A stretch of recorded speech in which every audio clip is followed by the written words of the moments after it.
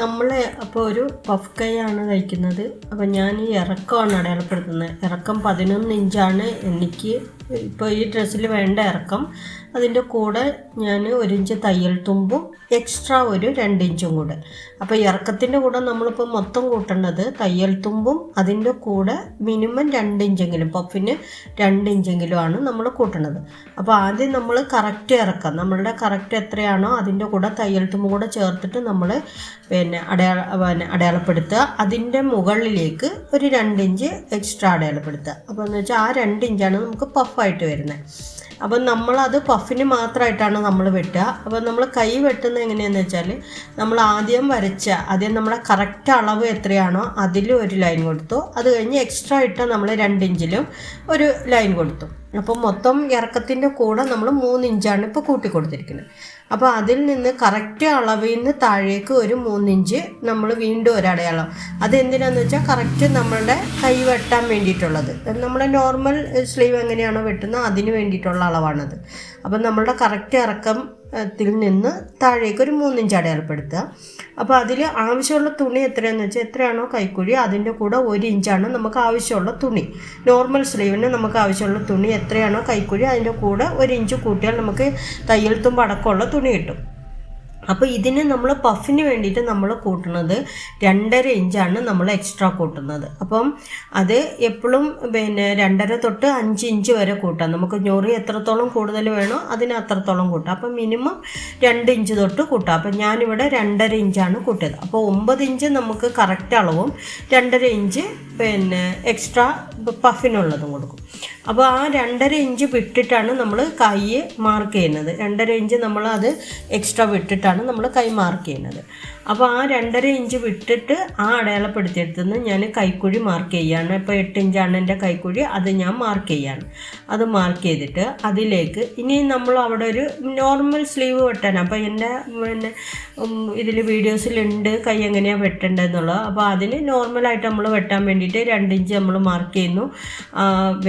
അത് അവിടേക്ക് നമ്മൾ ഷേപ്പ് കൊടുത്തിട്ട് നമ്മൾ അതുകൊണ്ട് നോർമൽ സ്ലീവ് വെട്ടാൻ വേണ്ടിയിട്ട് വരയ്ക്കുന്നത് എങ്ങനെയാണോ അതാണ് അവിടെ വരച്ച് കാണിക്കുന്നത്. അപ്പം നോർമൽ സ്ലീവിനെ നമ്മൾ എങ്ങനെയാണ് പഫ് സ്ലീവ് ആക്കുന്നതെന്നുള്ളതാണ് ഇപ്പം ഞാൻ ഇതിൽ കാണിക്കുന്നത്. അപ്പോൾ നോർമൽ സ്ലീവിനെ നമ്മൾ എന്താക്കുക, നോർമൽ സ്ലീവായിട്ട് നമ്മൾ അവിടെ വരച്ച് വെച്ചിട്ട് ഇനി നമ്മൾ ഏറ്റവും മുകളിൽ നമ്മൾ 2 ഇഞ്ച് പഫിന് വേണ്ടിയിട്ട് നമ്മൾ എക്സ്ട്രാ ഒന്ന് വരച്ചിട്ടുണ്ടായിരുന്നു. ആ 2 ഇഞ്ച് വരച്ചതിലേക്ക് നമ്മൾ 3 ഇഞ്ച് നമ്മൾ വീതിക്കെടുത്തു. ആ 3 ഇഞ്ച് എടുത്തതിലേക്ക് നമ്മൾ എന്ത് ചെയ്യുക, നോർമൽ സ്ലീവിൽ നിന്ന് നേരെ മുകളിലേക്ക് നമ്മൾ വരച്ച് അതിലേക്ക് അങ്ങ് ഷേപ്പ് ചെയ്ത് അങ്ങോട്ട് എടുത്താൽ മാത്രം മതി. അപ്പം നമുക്ക് പഫ് സ്ലീവിനുള്ള സ്ലീവ് വെട്ടാൻ വേറെ ഒന്നും ചെയ്യേണ്ട. നമുക്ക് അവിടെ വേറെ അളവുകളും കാര്യങ്ങളും ഒന്നുമില്ല. നമ്മൾ മുകളിൽ ആ 2 ഇഞ്ച് എക്സ്ട്രാ എടുത്ത അതിലേക്ക് നമ്മൾ ഷേപ്പ് ചെയ്ത് ആ പഫങ്ങ് ആക്കിയെടുത്താൽ മതി. ഇനി നമ്മൾ അതിൽ അടയാളപ്പെടുത്തിയത് എത്രയാണോ നമുക്ക് ആവശ്യമുള്ള കൈക്കുഴി. അപ്പോൾ 8 ഇഞ്ചാണ് നമ്മുടെ കൈക്കുഴി വേണ്ടത്. ആ 8 ഇഞ്ച് ഞാൻ അടയാളപ്പെടുത്തി. എന്നിട്ട് അതിൽ നിന്ന് 1 ഇഞ്ചും കൂടെ ഞാൻ കുറച്ചു. അപ്പം നമ്മൾ ആ 1 ഇഞ്ച്, ഇപ്പോൾ 8 ഇഞ്ച് എന്നുള്ളത് നമ്മൾ 7 ഇഞ്ച് കൈക്കുഴി അടയാളപ്പെടുത്തിയാൽ മതി എന്നാണത്. അപ്പോൾ ആ 7 ഇഞ്ച് അടയാളപ്പെടുത്തിയാൽ നമുക്ക് എന്താവും, പഫിനുള്ള തുണിയാവും. അപ്പോൾ ആ 1 ഇഞ്ച് നമ്മൾ കുറയ്ക്കണത് എന്തിനാണെന്ന് വെച്ചാൽ 8 ഇഞ്ച് എന്നുള്ളത് 7 ഇഞ്ച് ആക്കണമെന്ന് വെച്ചാൽ നമ്മൾ അവിടെ 2.5 ഇഞ്ചാണ് നമുക്ക് 5 ഇഞ്ച് വരും. 5 ഇഞ്ചിൻ്റെ കൂടെ നമ്മുടെ ഈ 2 ഇഞ്ചും കൂടെ ചെല്ലുമ്പോൾ നമുക്ക് മൊത്തം 7 ഇഞ്ച് ഉണ്ടാവും നമുക്ക് അവിടെ ഞൊറി ഇടാനുള്ള അളവ്. ആ 7 ഇഞ്ച് നമ്മൾ ഞൊറി ഇട്ടെടുത്തിട്ടുണ്ടെങ്കിൽ നമ്മുടെ ഈ 2 ഇഞ്ചിലേക്ക് ബാക്കിയുള്ള 5 ഇഞ്ചിലെ ഞൊറിയും കൂടെ നമ്മുടെ ഈ 2 ഇഞ്ച് ഇവിടെ കുറയുന്നിടത്തേക്ക് നമുക്ക് അവിടെ ചേർന്ന് വന്നോളും.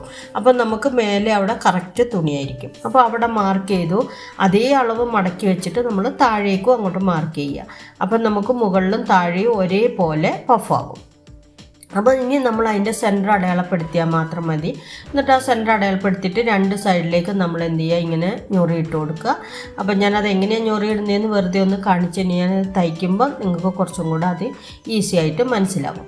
അപ്പം നമ്മൾ 2 കൈക്കും, അപ്പോൾ ഇതിന് ഫ്രണ്ട് കുഴിച്ച് വെട്ടേണ്ട ആവശ്യമൊന്നുമില്ല. എന്താണെന്ന് വെച്ചാൽ നമ്മൾ പഫ് കൈ അല്ലേ, അപ്പോൾ അവിടെ കുഴിച്ച് വെട്ടുന്നതുകൊണ്ടൊന്നും അതിനൊരു പ്രസക്തിയില്ല. അപ്പോൾ നമുക്ക് 11 ഇഞ്ചാണ് നമുക്ക് 5 ഇഞ്ചാണ് നമുക്ക് കൈവണ്ണം.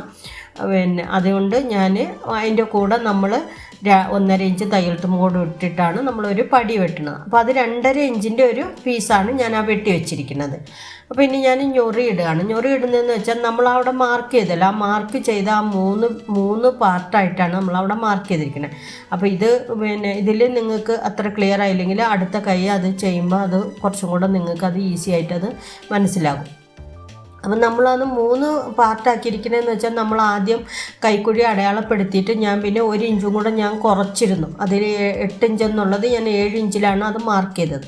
അപ്പോൾ ആ മാർക്ക് ചെയ്തതിന് നമ്മൾ 3ആക്കി, ഒന്ന് സെൻറ്ററും 2 സൈഡിലേക്കുള്ളതും എന്നുള്ളതാണ്. ഇപ്പം ഞാൻ ആ കാണിക്കുമ്പോൾ മനസ്സിലാവുന്നുണ്ടല്ലോ. ഫസ്റ്റ് നമ്മളുടെ ലെഫ്റ്റ് സൈഡിൽ നിന്ന് തുടങ്ങി നമ്മൾ റൈറ്റ് സൈഡിലേക്ക്, അപ്പോൾ ആ സെൻറ്ററാണ് അത് രണ്ടാമത് ഇടയ്ക്കുള്ള ഒരു മാർക്കിംഗ് എന്ന് വെച്ചാൽ അത് സെൻറ്ററാണ്. അപ്പം നമ്മൾ ലെഫ്റ്റിൽ നിന്ന് തുടങ്ങി റൈറ്റിലേക്കോ നിങ്ങൾക്ക് എങ്ങനെയോ അതേപോലെ നമ്മൾ ഞൊറി ഇട്ടെടുക്കുക. അപ്പോൾ നമ്മൾ വലത്തോട്ടോ ഇടത്തോട്ടോ എവിടേക്കാണ് ഞൊറി ഇടുന്നതെന്ന് വെച്ചാൽ ഓരോരുത്തർക്ക് ഏതാണോ ഈസി തയ്ക്കാൻ ആ രീതിക്ക് നമ്മൾ മാർക്ക് ചെയ്യുക. പ്ലീറ്റ് ഇടുക. പ്ലീറ്റ് ഇട്ട് 2 സൈഡും നമ്മൾ അതേപോലെ നമ്മൾ പ്ലീറ്റ് ഇട്ട് എടുത്ത് വെക്കുക. പ്ലീറ്റ് ഇട്ട് അപ്പോൾ ആ മൂന്നാക്കി നമ്മൾ ആ മാർക്ക് ചെയ്യുന്നതെന്ന് വെച്ചാൽ അത് ഒന്ന് സെൻറ്ററും പിന്നെ മറ്റേത് 2 സൈഡിലേക്കുള്ളതുമാണ്. അപ്പം നമ്മൾ ഇപ്പോൾ താഴെയാണ്. അപ്പം മുകളിൽ നമ്മൾ ഇട്ട പ്ലീറ്റിൻ്റെ നേരെ ഓപ്പോസിറ്റ് വേണം നമ്മൾ താഴെ പ്ലീറ്റ് ഇടാൻ.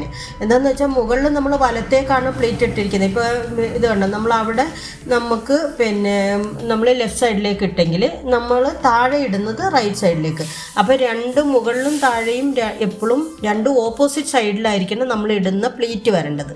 അങ്ങനെ ഓപ്പോസിറ്റ് സൈഡിലാകുമ്പോഴേ അത് പൊന്തി നിൽക്കുള്ളൂ, അല്ലെങ്കിൽ അത് അമർന്നു പോകും. അതുകൊണ്ടാണ് പറയുന്നത് എപ്പോഴും മുകളിലും താഴെയും ഓപ്പോസിറ്റ് സൈഡിലേക്ക്, വലത്തോട്ടാണ് മുകളിൽ നിന്ന് ഇടുന്നതെങ്കിൽ താഴെ ഇടുമ്പോൾ അത് ഇടത്തോട്ട് ഇടണം എന്ന് പറയുന്നത് അതുകൊണ്ടാണ്.